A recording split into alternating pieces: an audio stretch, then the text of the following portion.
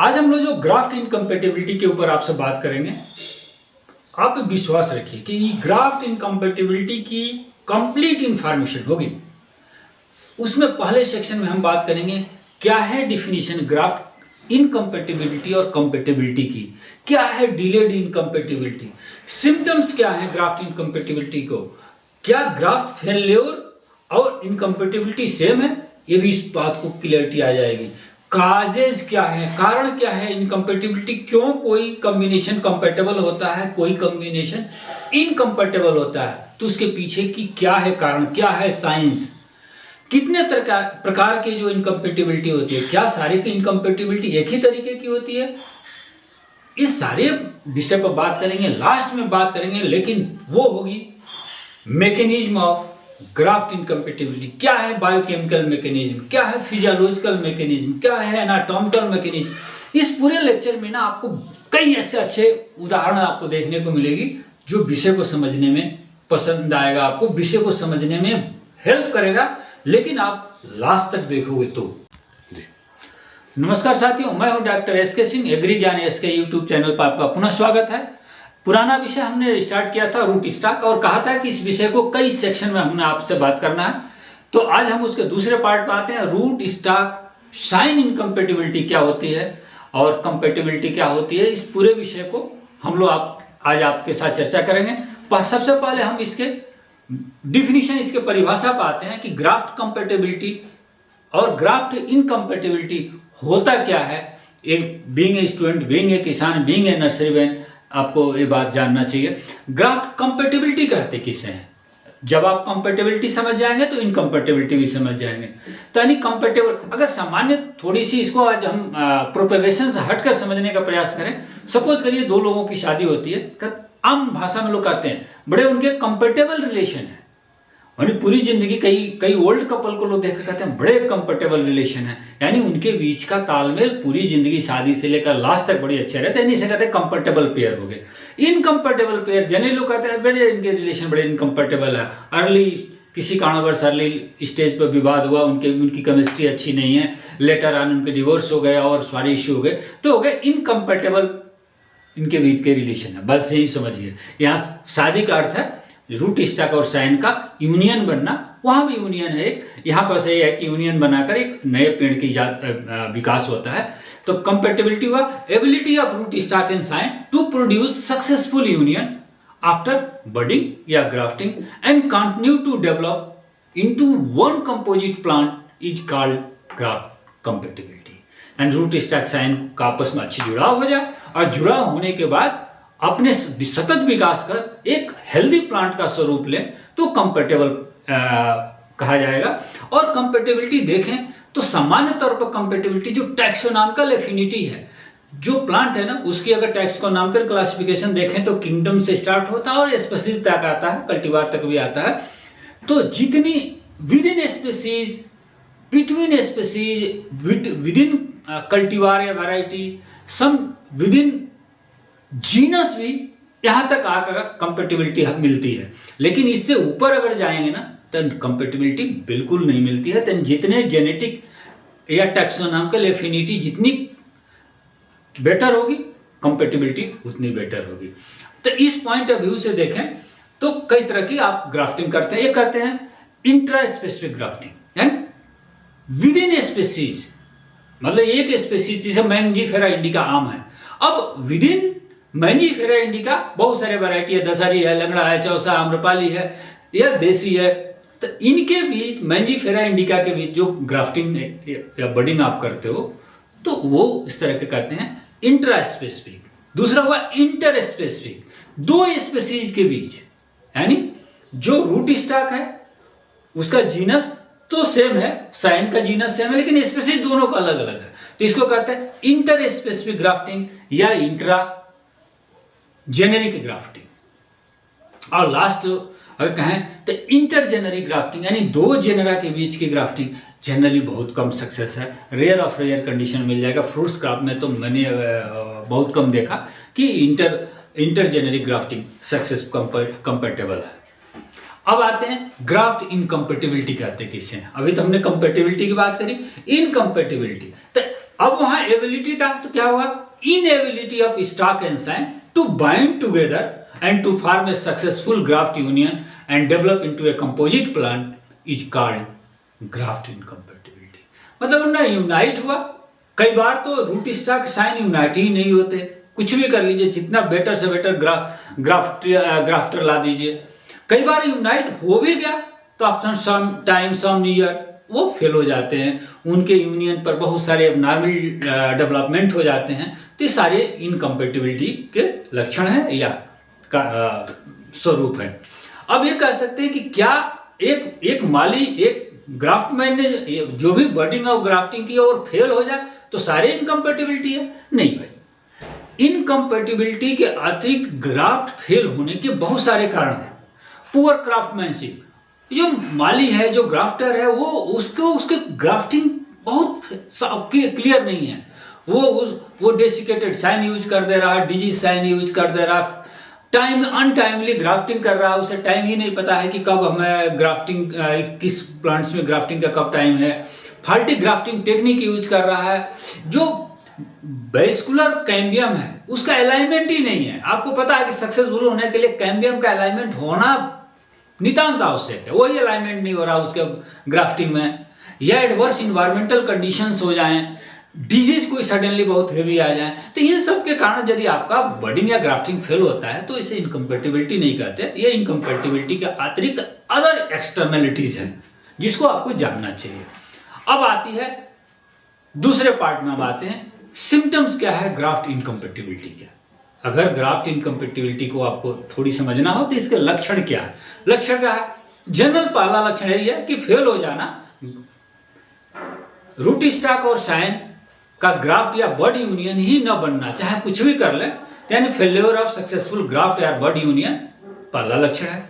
कई बार क्या हो कि दोनों के बीच के यूनियन स्टेब्लिश हुआ अर्ली स्टेज में, लेकिन क्या हुआ, येलोइंग ऑफ फोलिएज हो गए, थोड़े दिन बाद अर्ली डिफोलिएशन हो गई, पत्तियां गिरने लगी, वेजिटेटिव ग्रोथ डिक्लाइन कर गया, रूट स्टॉक जो आपका साइन है, रूट स्टॉक नहीं, साइन में एक डाइवेक्ट जैसा सिम्टम्स आ गया, लगा ऊपर से सूखने, या एक कहें कि प्लांट एक जनरल इल हेल्थ अपीयरेंस रख रहा है, ये भी एक लक्षण हो सकता है। कई बार प्रीमैच्योर या अर्ली डेथ ऑफ ट्री हो जाती है, पेड़ कुछ दिन तक चला, कुछ समय तक चला, कुछ नर्सरी में 6 महीने साल भर चला, या आप मेन फील्ड में 1-2-4 साल चला और फिर डेथ हो गई या सूख गया, तो ये भी एक लक्षण हो जाता है। या कई बार marked difference in growth rate of scion या रूट स्टॉक, देखा जा रहा है कि रूट स्टॉक की ग्रोथ पैटर्न अलग है और साइन का ग्रोथ पैटर्न अलग है। तो ये जो मार्क डिफरेंस है ये भी बता रहा है कि इनके बीच का तालमेल ठीक नहीं है, ये लेटर सुनर ये फेल होगा। कई बार क्या होता है कि जो यूनियन है, उस यूनियन के नीचे जो रूट स्टॉक है और ऊपर साइन है, उन दोनों में से या तो रूट स्टॉक में या साइन में ओवर ग्रोथ हो जाएगी, बल्जिंग सा दिखेगा। आप इस फोटो में देखिए, एक फोटो में यह है सावर चेरी के ऊपर स्वीट चेरी का ग्राफ्टिंग है, और देखिए जो स्वीट चेरी है, साइन सूट है, ये साइन सूट ओवर ग्रोथ हो चुकी है। तो आओ रूट स्टॉक देखेंगे, जो सावर चेरी है ये उसके तुलना में पतला है, तो ये एक कैरेक्टर बता रहा है कि ये इनकम्पेटिबल है, दोनों कंप्लीट इनकम्पेटिबल रिलेशन में नहीं है। दूसरा देखिए, ये जो है क्वींस के ऊपर पियर की वैरायटी बांधी गई है, और देखें इसमें तो जो क्वींस है और ऊपर जो पियर है एकदम बल्जिंग हो गई, एकदम पूरा बल्ज कर गया। इवन क्वींस का हिस्सा तो कह सकते हैं डेसिकेट जैसा लक्षण आ रहा, ब्राउनिश ब्लैकिश लक्षण आ रहा, ये बहुत जल्दी फेल हो जाएगा। तो ऐसे ही कुछ लक्षण है जिसको देखकर आप बिल्कुल क्लियर कर सकते हैं कि ये इनकम्पेटिबल रिलेशन है, आप कर भले रहे हो ग्राफ्टिंग, लेटर आने आर्चर्ड कमर्शियल आर्चर्ड में कन्वर्ट नहीं हो पाएंगे। तो कई बार क्या होता है, break down of graft union, ऐसा लगेगा कि किसी ने यूनियन से पेड़ थोड़ी हवा चली और वहीं से टूट जाएगा, तो वहां से बहुत क्लीनली ब्रेक डाउन होना भी इनकम्पेटिबिलिटी के लक्षण है। एक शब्द आता है डिलेड इनकम्पेटिबिलिटी। क्या अगर इनकम्पेटिबिलिटी कुछ साल बाद अपीयर हो, शुरू में अच्छा चला, कहते हैं ना डिलेड, लोगों की शादी हुई, बड़े अच्छे रिलेशन चले, सबने दुनिया बड़ी तारीफ करी, अब कुछ साल बाद उनके भीतर कुछ उनके दोनों के रिलेशन में इश्यू आई और वो दोनों रिलेशन टूट गए।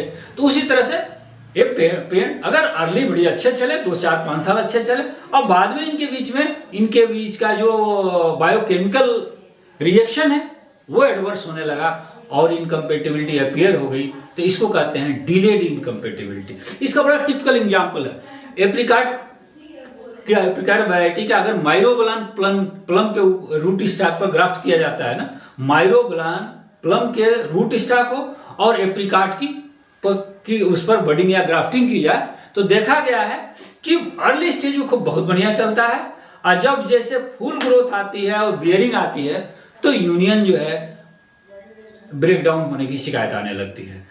इस तरह की इनकम्पेटिबिलिटी डिलेड इनकम्पेटिबिलिटी कहलाती है। हाँ, अब हम बात करते हैं कारण क्या है इनकम्पेटिबिलिटी की। क्या कारण है कि कुछ ग्राफ्ट इनकम्पेटेबल हो जाते हैं? तो इसका पहला कारण सामान्य तौर पर 3 कारण माना जाता है। पहला कारण है वायरस या फाइटोप्लाज्म ट्रांसमिशन।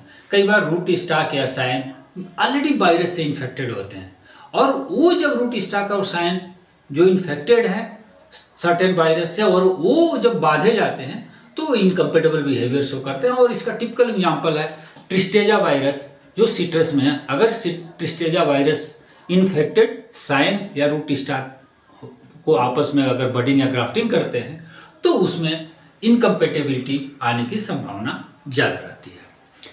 दूसरा है, अगर कारण देखें तो जो रूट स्टॉक साइन है इनकी फिजियोलॉजिकल और बायोकेमिकल रिएक्शन है वो एडवर्स कंडीशन का है। मतलब रूट स्टॉक जो पार्टनर्स हैं रूट स्टॉक और साइन, तो adverse physiological and biochemical reaction between grafting partners.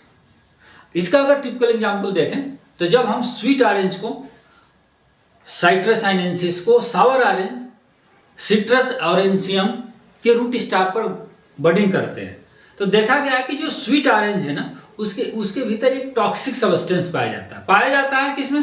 Sweet orange में। और लीथल किसको होता है? सावर ऑरेंज को। तो देखिए बायोकेमिकल रिएक्शन उसकी कैसा है एडवर्स कंडीशन का कि स्वीट ऑरेंज का केमिकल साइन का केमिकल रूट स्टॉक के लिए लीथल है और इस कारण वो यूनियन फेल हो जाता है। ऐसे बहुत सारे एग्जाम्पल है, ये तो हमने एक एग्जाम्पल सबसे शेयर किया।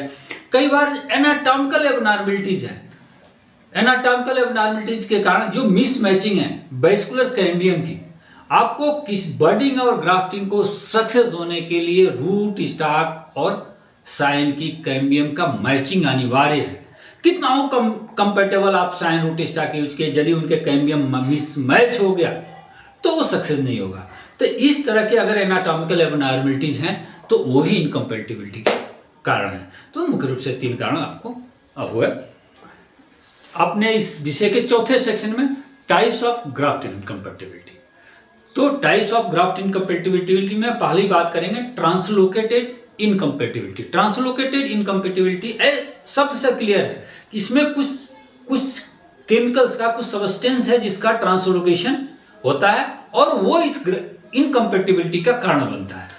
तो ये जो केमिकल्स है वो मूवमेंट करता है, वो मूव करता है और डीजेनरेट कर देता है किसको? यूनियन के फ्लोएम को।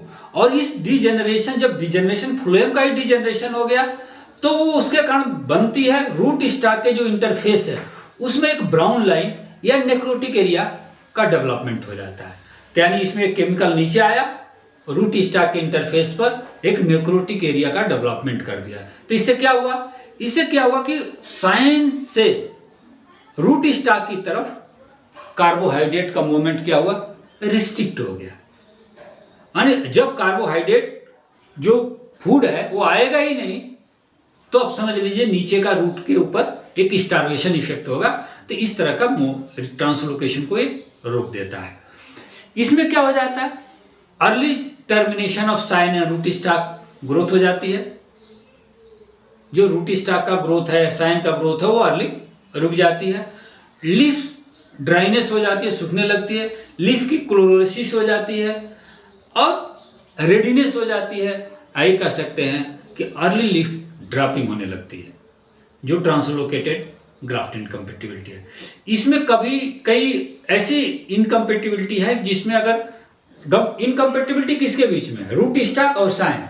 कई कंडीशन ऐसे है कि इनके बीच में इंटर स्टॉक यानी एक तीसरा पार्टनर आ जाए तो कंपेटिबिलिटी हो जाती है। लेकिन ट्रांसलोकेटेड रूट जो इनकम्पेटिबिलिटी है इसमें कोई तीसरे पार्टनर की भूमिका ही नहीं है। आप सोचे कि इंटर स्टॉक लगा के इस इनकम्पेटिबिलिटी को दूर कर सकते हैं, तो ट्रांसलोकेटेड इनकम्पेटिबिलिटी को इंटर स्टॉक के माध्यम से दूर नहीं किया जा सकता है। इसका टिपिकल एग्जांपल है हेल्थ अर्ली पीच को माइरोबलन प्लम पर अगर ग्राफ्ट करते हैं तो इस तरह के इनकम्पेटिबिलिटी देखने को मिलती है। दूसरा है लोकेलाइज यानी नॉन ट्रांसलोकेटेड। इसमें कोई किसी केमिकल का ट्रांसलोकेशन नहीं होता, ये लोकलाइज है। तो लोकलाइज इनकम्पेटिबिलिटी इस तरह की जो इनकम्पेटिबिलिटी रिएक्शन है इसमें जो एक्चुअल कंटेक्ट है किसका? रूट स्टॉक और साइन का। जहां एक्चुअल कंटेक्ट है वहां पर ये इसका कारण निर्भर है। तो यानी अगर इस एक्चुअल कंटेक्ट ही इनके भीतर इनकम्पेटिबिलिटी का कारण है तो इस एक्चुअल कंटेक्ट को बदल दिया जाए तो इनकम्पेटिबिलिटी क्या होगा? दूर हो जाएगी। यानी अगर इसको इस एक पर्टिकुलर जो रूट स्टॉक और साइन का जो कंटेक्ट है उसको अगर म्यूचुअली जो कंपेटेबल इंटर स्टॉक डाल दिया जाए, उनके बीच में एक तीसरा पार्टनर आ जाए म्यूचुअल जो कि दोनों को स्वीकार हो, तो इस तरह के लोकलाइज इनकम्पेटिबिलिटी को म्यूचुअल कंपेटेबल इंटर स्टॉक के माध्यम से दूर किया जा सकता है। जो लोकलाइज इनकम्पेटिबिलिटी है उसमें देखा जाए तो जो इंटरनल डिफॉर्मिटीज होती है, अगर आप इंटर स्टॉक यूज ना करें तो इंटरनल डिफॉर्मिटीज जो होती है उसमें क्या होती है? डिसकंटिन्यूटी ऑफ कैम्बियम डिसकंटिन्यूअस हो जाए, वेस्कुलर टिश्यू डिसकंटिन्यूएशन में आ जाते हैं, lower rate of tissue differentiation.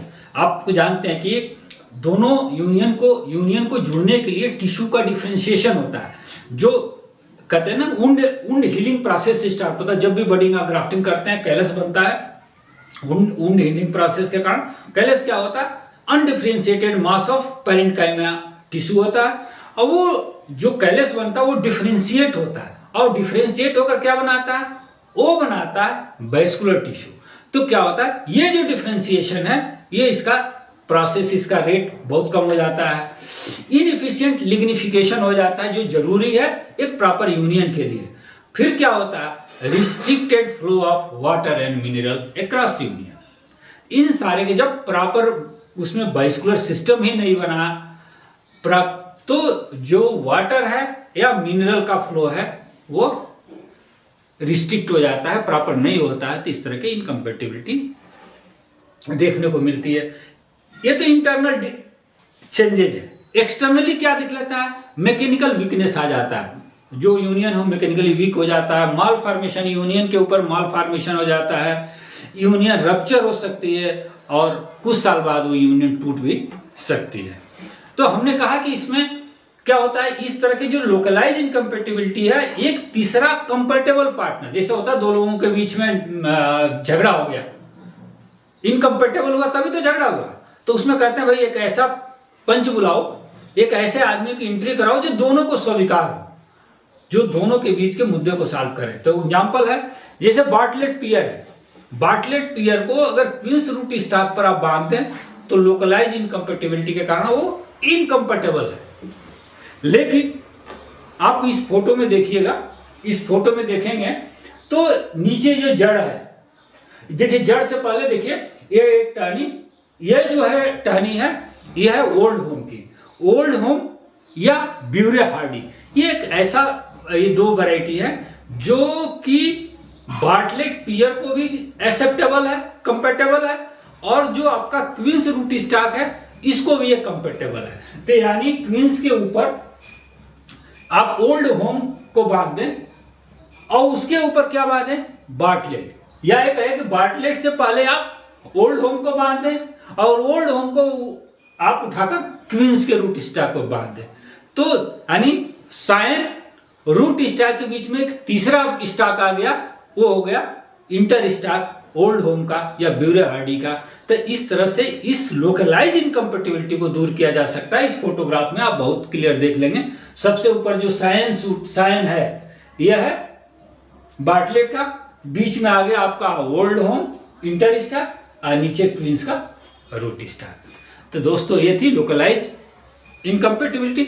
Virus induced incompatibility, कई बार जो लेटेंट वायरस है, छुपा हुआ वायरस कह सकते हो आप, या माइकोप्लाज्मा है, वो ग्राफ्ट यूनियन में इनकम्पेटिबिलिटी काज कर देता है। खासतौर पर जो पार्टनर कंपैरेटिवली रेजिस्टेंस है वायरस के लिए, और दूसरा उसके ऊपर जो पार्टनर उसके साथ बांधा जाता है वो ससेप्टेबल है, तो वो एक रेजिस्टेंट और एक ससेप्टेबल पार्टनर बांधे जाते हैं, और उसमें रेजिस्टेंट पार्टनर के पास वही वायरस होता है जिसके लिए दूसरा पार्टनर ससेप्टेबल हो, तो वो इनकम्पेटिबिलिटी इंड्यूस कर सकता है, जैसे ट्रिस्टेजा वायरस सिट्रस का टिपिकल एग्जांपल है। अब पांचवें सेक्शन, लास्ट सेक्शन पर बात करते हैं biochemical, physiological and anatomical mechanism of graft incompatibility.